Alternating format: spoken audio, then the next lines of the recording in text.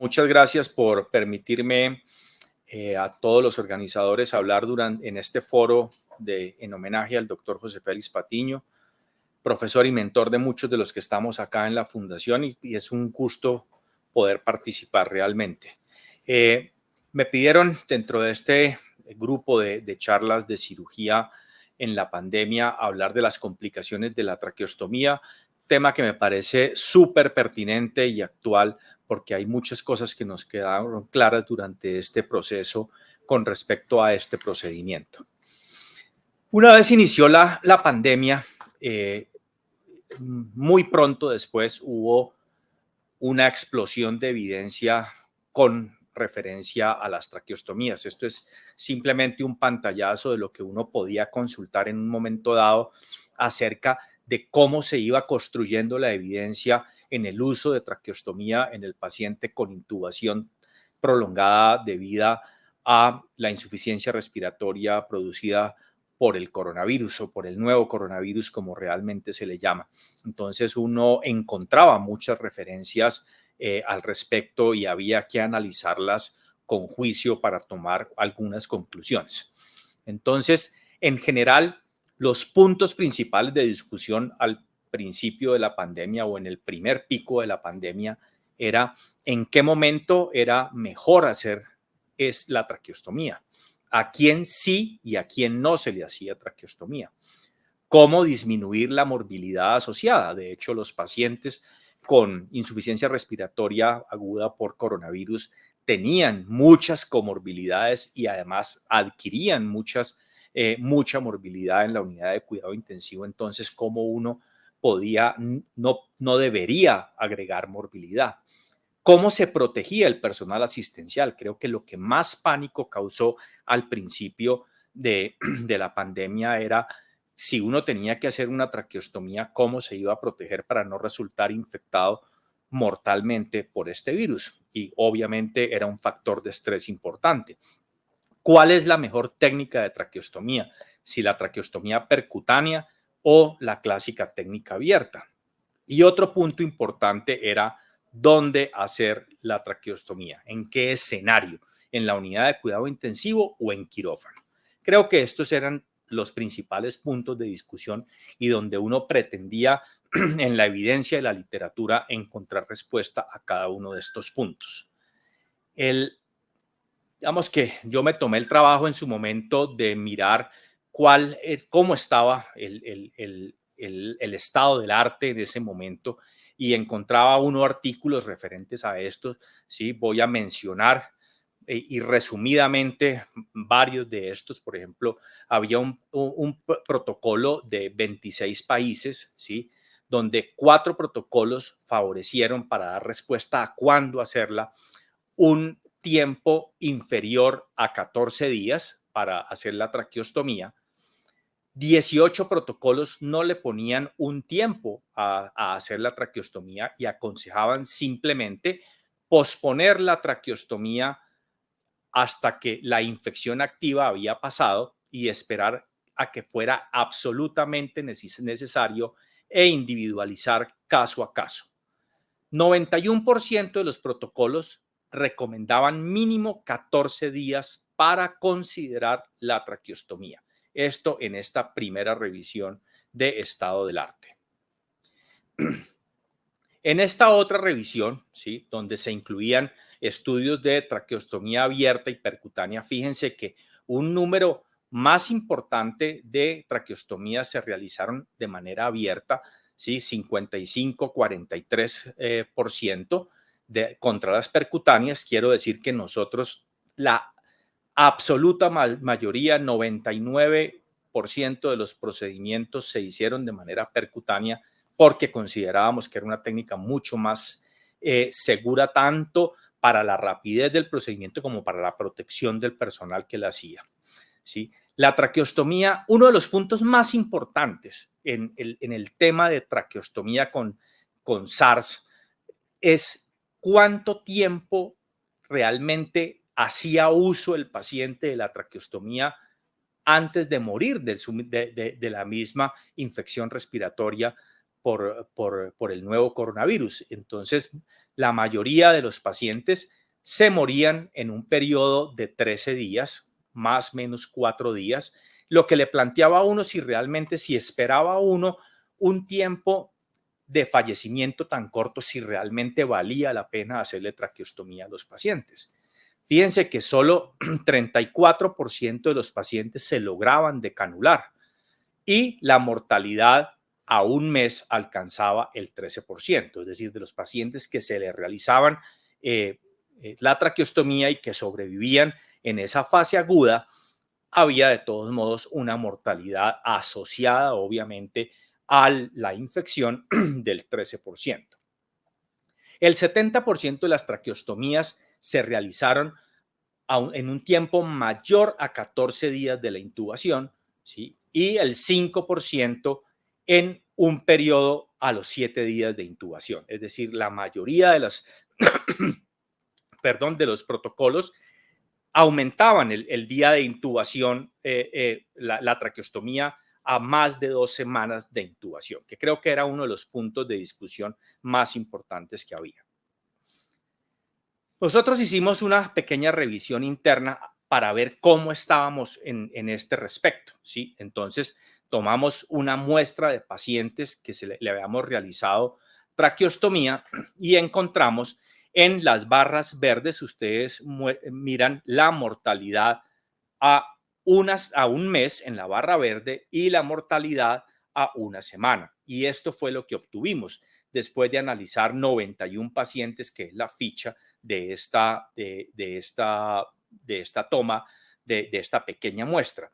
Entonces tuvimos que a un mes teníamos una mortalidad de 38 y a una semana una mortalidad de casi 19%. Es decir, muchos de nuestros pacientes morían sin haber hecho un uso, digamos que por lo menos racional de la traqueostomía. Entonces la pregunta nuevamente venía, ¿valía la pena haberle hecho traqueostomía a este grupo de pacientes? Por eso, uno de los énfasis más grandes que yo hago en esta charla es que la traqueostomía del paciente con COVID es una traqueostomía que hay que pensarla muy bien e individualizar los casos. Esta es un poquito la ficha para mostrarles de la muestra que tuvimos, 92 pacientes, y el análisis que se hizo para llegar a estos datos estadísticos que obtuvimos muy rápidamente para nuestras reflexiones. Entonces, en general, ya pasado como el primer pico y segundo pico de la pandemia, se establecieron unas guías globales, ¿sí?, multidisciplinarias para la realización de la traqueostomía. Lo primero que se concluyó es que claramente la traqueostomía debería ser un procedimiento electivo, no recomendado en pacientes con FiO2 por encima del 80%. No recomendado en pacientes con parámetros ventilatorios elevados. En general, nosotros no le hicimos traqueostomía a pacientes que tenían PAFIs por debajo de 100. No en pacientes con necesidad de pronación, claramente en pacientes que ya estuvieran en la fase de recuperación y no antes de 10 días de intubación orotraqueal y que mostraran signos claros de mejoría clínica. Eso fueron lo que las guías generales y que nosotros adoptamos, no tan estrictamente, pero quisimos adoptar en los pacientes. Cuando hablamos, y el tema de esta charla son complicaciones de las traqueostomías en la pandemia. Para uno hablar de las complicaciones de la traqueostomía en la pandemia, realmente tiene que referirse al problema de obesidad. Ustedes saben que a los pacientes que peor les fue durante la pandemia o que peor les va durante la pandemia, porque finalmente no se ha acabado, son a los pacientes con obesidad. Y el paciente con obesidad, como lo muestran esta simple muestra de dos estudios, muestra que los pacientes que tenían un sobrepeso u obesidad eran pacientes que eran los pacientes que más requerían unidad de cuidado intensivo, que más requerían ventilación mecánica y que más tiempo estaban en ventilador. Y obviamente los pacientes obesos son los pacientes que técnicamente son más demandantes en el momento de la traqueostomía. Entonces, las complicaciones, sobre todo las complicaciones del procedimiento, estaban muy relacionados a algo que nos tocó acostumbrarnos, y era que los pacientes que nos solicitaban traqueostomía eran pacientes obesos en la absoluta mayoría. Este es el fenotipo del paciente con insuficiencia respiratoria por coronavirus, ¿sí? Un paciente obeso, con cuello corto, ¿sí? Donde ustedes ven que la distancia que tiene uno para trabajar en el cuello, para encontrar la tráquea, para evadir la tiroides, realmente es un espacio muy corto, y por eso técnicamente estas traqueostomías son mucho más complicadas. Este es otro clásico paciente de COVID con insuficiencia respiratoria, donde fíjense que aquí estamos casi que tratando de encontrar el espacio donde hacer la traqueostomía, porque son pacientes prácticamente que no tienen un cuello, donde buscamos muchos reparos anatómicos para tratar de hacer el procedimiento lo más seguro posible en la unidad de cuidado intensivo.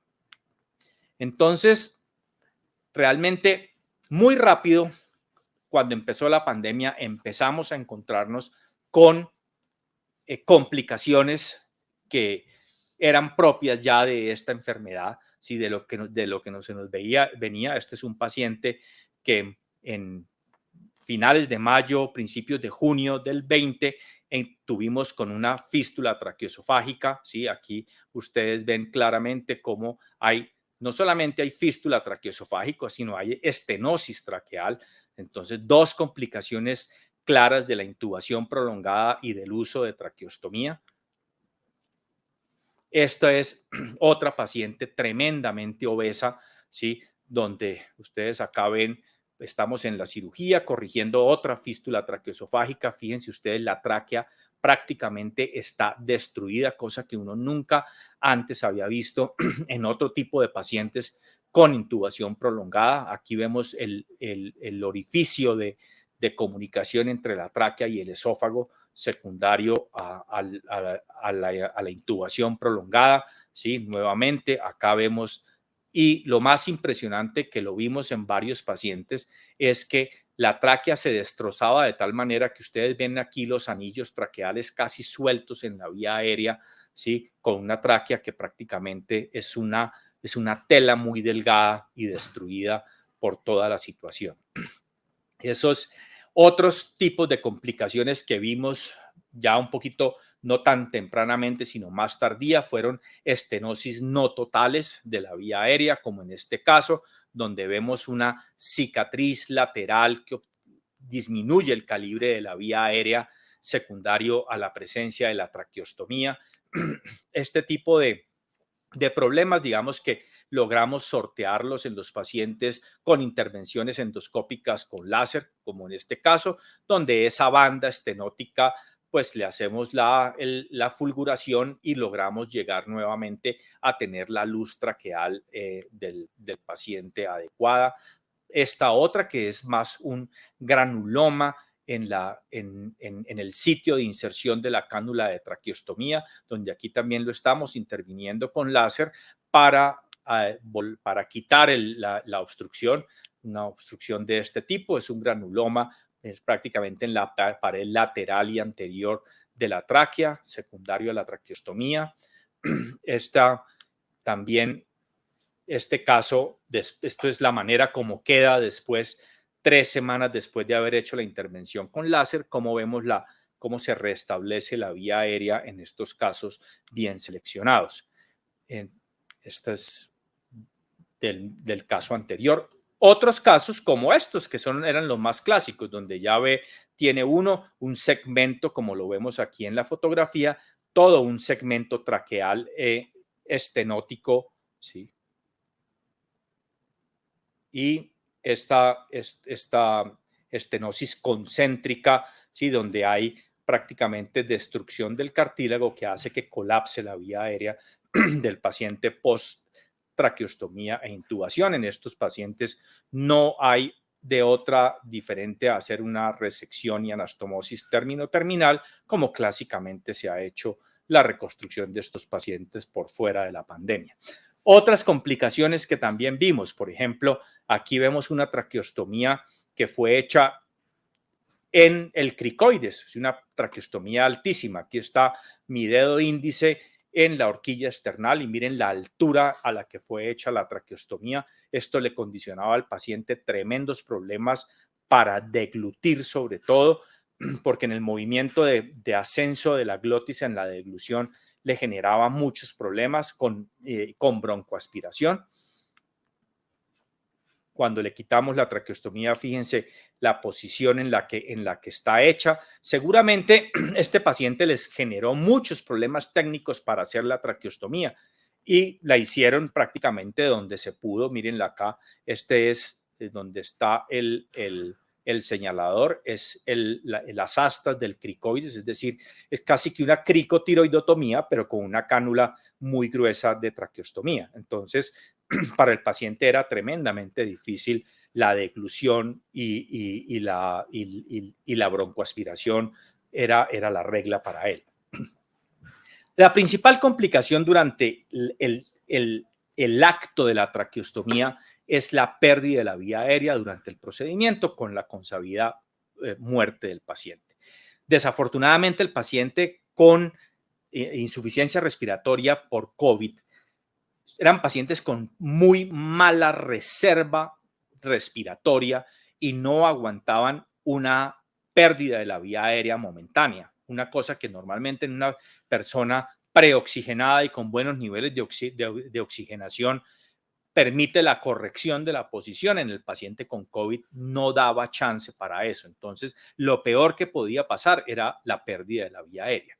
Y la mejor manera de prevenir la pérdida de la vía aérea era con varios puntos. Primero, tener el equipo apropiado, no solamente el equipo de traqueostomía, sino el equipo humano apropiado, un anestesiólogo con experiencia, un cirujano que tuviera experiencia en traqueostomía, ¿sí? Y lo más importante, seguir la técnica descrita en el caso de la traqueostomía percutánea, porque cuando se brinca un paso, ahí es donde se producen los problemas con pérdida de la vía aérea y fallecimiento de la persona. Entonces, es la mejor manera de tener claridad de cómo no perder la vía aérea es hacer la traqueostomía percutánea con el retiro del tubo orotraqueal, como lo muestra este esquema, poner el balón del tubo orotraqueal en la glotis, es decir, en las cuerdas vocales, que sea visible en una laringoscopia en las cuerdas vocales, para así tener una punción libre de obstáculos en la tráquea y poder avanzar tanto la guía como los dilatadores y luego la cánula de manera más segura. Creo que este finalmente fue el punto más importante de todos y era tener esa visión del balón en la glotis. Aquí un poquito más esquematizado, ¿sí? El balón puesto en la glotis para que el espacio subglótico estuviera libre para la punción, la pasada de la guía, los dilatadores y la inserción y emplazamiento de la cánula, digamos, con facilidad. En la manera en que fuera posible, no siempre se lograba tener capnografía para tener una adecuada retroalimentación de que sí estaba en la vía aérea en el momento en que había insertado la cánula de traqueostomía. Creo que esos puntos de seguridad son los más importantes en el momento de hacer por lo menos la técnica que nosotros preferimos durante la pandemia, que es la traqueostomía percutánea. La traqueostomía percutánea, para discutir sobre cuál era la mejor técnica, claramente es la única que le permitía a uno hacer 7, 8 o 9 procedimientos, como muchas veces nos tocó durante varios días, ¿sí? De alta demanda de traqueostomías, porque trasladar estos pacientes a la sala de cirugía para hacer una técnica abierta se vuelve muy dispendioso y además un riesgo de contaminación por el traslado de pacientes, digamos, activos en la enfermedad. Entonces, Para nosotros, claramente, la técnica fue la traqueostomía percutánea, con la cual se hicieron la absoluta mayoría de los procedimientos, excepto en no más de 2 casos que se requirió asistencia de técnica abierta. Entonces, en conclusión, realmente nuevamente retomo la diapositiva que les puse al principio, la conclusión de las guías internacionales. Nuevamente recordar que no era un procedimiento para hacer de urgencia en los pacientes con SARS-CoV-2, un procedimiento completamente electivo, programado con un grupo con experiencia, no recomendado en pacientes con parámetros ventilatorios elevados, tanto en FiO2 como en la simple medición de la PAFI, no en pacientes con necesidad de pronación, nuevamente ya pacientes que hubieran salido de la fase aguda, de la fase séptica aguda y que estuvieran estables y francamente en recuperación, y ciertamente no antes de 10 días y mejor después de 14 días de intubación orotraqueal, donde ya el paciente mostrara que realmente